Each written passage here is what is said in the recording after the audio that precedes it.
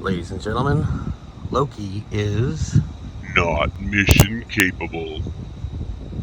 and we'll explain why. Welcome back, everybody. So today we're going to do a inspection of the M35A2.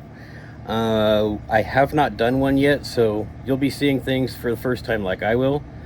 I was going to go through the whole actual military checklist with you guys, but that would probably take forever, so I'll spare you from that. We'll go down here and take a look around, and then I'll fill that form out myself, and then we'll talk about that a little bit more. But in the last video, we kind of did a walk around. We didn't really look into anything, and it's kind of been the way I've been going about it because I'm a little worried to see it.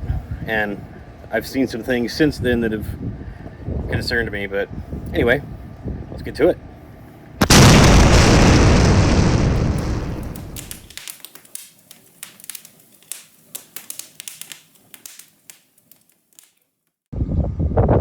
All right, so we're going to start off with the strap on this fuel tank.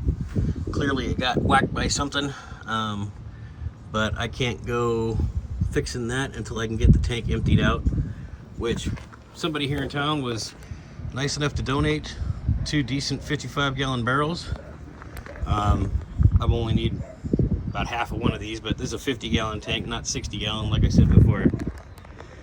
But anyway, when I get the fuel pump here, I will empty this out so we can remove the fuel tank, and then I can service that, get it right again. Looks like the other one also got knocked a bit, so if I had to guess, I'd say it was whatever caught this step 2. So whap whap whap, probably a real big rock. Anyway, you're looking at this saying, hey, that's a big table, or whatever, plastic table. Yes it is. All of my favorite cardboard has been ruined, and my wife wanted me to clean this table up so that we can put it in her office for more of her sewing projects. So before that happens, I'm gonna use the lay-on. All right, I'm weaseling my way in here. Oh dear God. Okay. So, with things in the condition that they are, it's kind of hard to tell, to be honest. So that whole front of the rear axle's got grease and yuck all over it. I don't know if it's coming from that or if it's from the grease and yuck coming from up front. So looking up here, this is the parking brake drum. I thought I roasted it when I was bringing the truck home, but it looks like it was just barely making contact as it was. This drum is all chewed up. I mean, it's for parking, so it's not that big of a deal. There is plenty of meat left on that shoe, so I think we'll be able just to adjust it out so it'll work again. All right, moving on, we have, I believe this is our 2-stage transfer case. Looks like we have a class 2 leak here. So, also don't know if it's coming from here or not. Basically, everything going on with this rig, this whole underside is going to need to be cleaned and then re-road tested to see what's going on. Let's see, we have a plate here. I don't know if I'll ever see anything on that. Maybe. Oh, yep. Looks like we just need to get some goop off of it. I'll come back and check that out. Anyway. Alright, looks like we have the long style of brake assist here. And something's leaking brake fluid pretty heavily. And the reason I make that assumption is because paint here is all coming off, and that's a good sign of brake fluid exposure. Looks like it might be leaking right there. That line looks like it might be leaking. Also might be leaking from the boot up there on the master cylinder. Yay! This has a service port on it right here. Looks like somebody has removed and exchanged the the original plug that was on it, so that's cool. So yeah. Alright, moving forward, we got our transmission up here. Also has a class 2 leak. I'll explain more about classes after a bit. Obviously the brakes as well have a class 2 leak. That line looks like it took a hit. It's got a drip on it as well. And looks like this leak may be originating coming from the front seal. The guy said that they rebuilt this transmission and put a new clutch in it, but if they rebuilt it, they hosed a seal. Unless this is motor oil coming out of the rear main seal on the engine, maybe. So moving even further forward, we can see a massive leak up there. Now we know the injection pump is leaking like a sieve, so probably a whole lot of this is diesel. This has gotten significantly worse since I got the truck.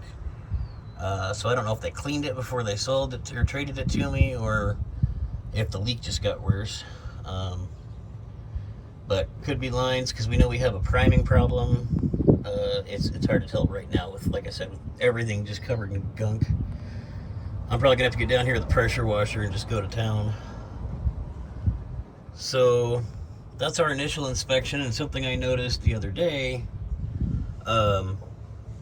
just walking up on the truck, and I don't know if you can see it, but the inside of that wheel was wet and full of fluid, which tells me that the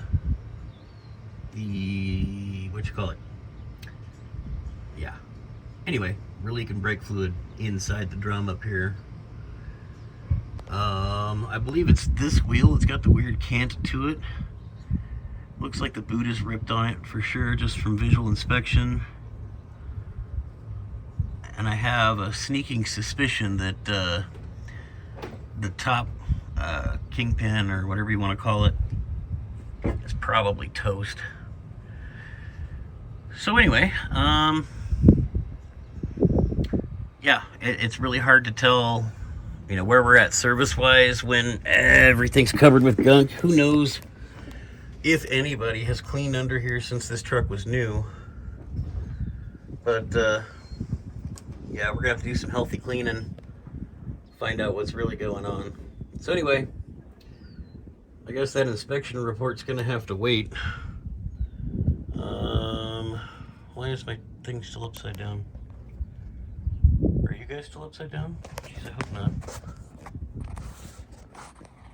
I apologize if you were upside down for all that. I'll see if I can fix that in editing. But getting down here does give us, a really good view on the condition of the frame and other critical components on this truck. The frame is in really good shape. We've got some spots where the paint's chipping off, but the metal underneath looks great. So, this paint is 70 years old, or not 70, but 35 years old, something like that. Pressure tanks are starting to show some rust and wear. Probably want to get to replacing those soon. Somebody was cool enough to put a quick connect valve on there, so you can hook up an air line and do some stuff. Honestly, it should have a plug in it though, or at least not be pointing down like that, but if the tank's going away anyway, doesn't really matter. I had debated about this spare tire rack here. And the weird part is, this is a spare tire, the spare tire rack. I don't know what that is. I really don't. I don't know what point that serves.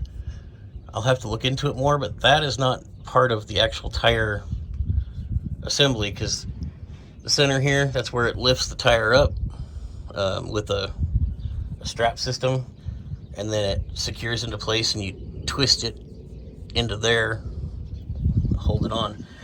Anyway, I don't really see where that's a real keeping point. I don't think I'm gonna keep this truck in like factory condition, do a factory restore on it, because tons and tons and tons of parts are getting harder to find. I'm not sold on the tires with tubes. What else? Try to think. Oh, power steering. Power steering is gonna have to be an absolute must. And the short version is that guy up there has to come out, and it gets replaced with a power steering unit, which will go in there. There's two different methods that I'm aware of. There's one where you put an air assist and some other stuff on there. You got to notch part of the radiator grill up top, or radiator shroud, which I guess I don't even have right now, but anyway, there's that, and then some other stuff gets added on. And then there's another one, which I'm still trying to get more info on, where a guy took the power steering components out of a big Chevy I can't remember if it was a C600 or C900, and pretty much just bolted right in.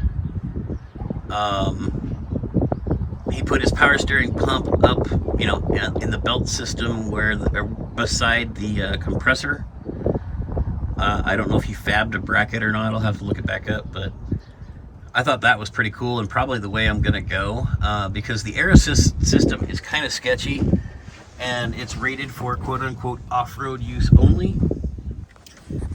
which doesn't do me a whole hell of a lot of good.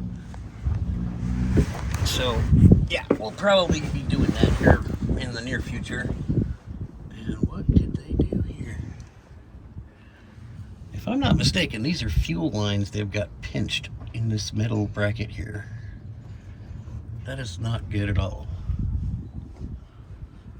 Oh, I hate it when people who don't know what they're doing work on vehicles like this. Here's the underside of our rust damage on the step. Basically what happened was they got this little kind of angle iron piece that supports the main part of the step. Well, this thing, gathered up road grime and salt, and it just sat in there and rotted away.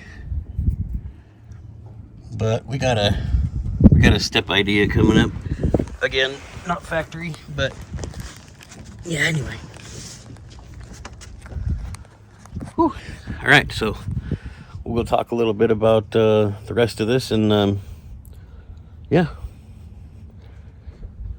It's so hot out here, I can't even think. All right, I'm going in the air conditioning. All right, I literally just came inside and sat down. So if you're gonna do things right, when you have a big truck especially, you need to do pre-trip inspections. Luckily the military was nice enough to, supply said inspection sheets. If you can see the numbers down there. Anyway.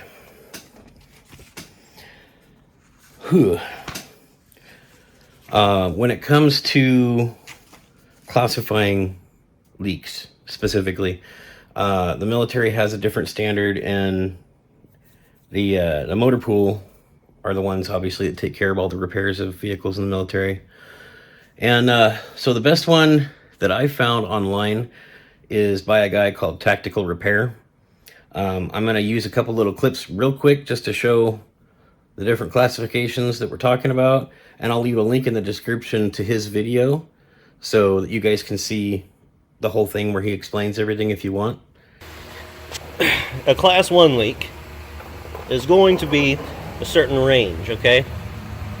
A range being something like this, where you can just kind of see it's got some moisture maybe seeping out of this whole gasket here and making things just kind of wet around it, but really not enough to make your hand oily.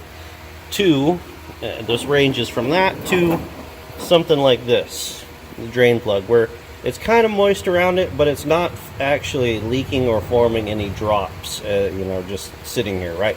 So that would be a class 1 leak. That is what the military terms as acceptable.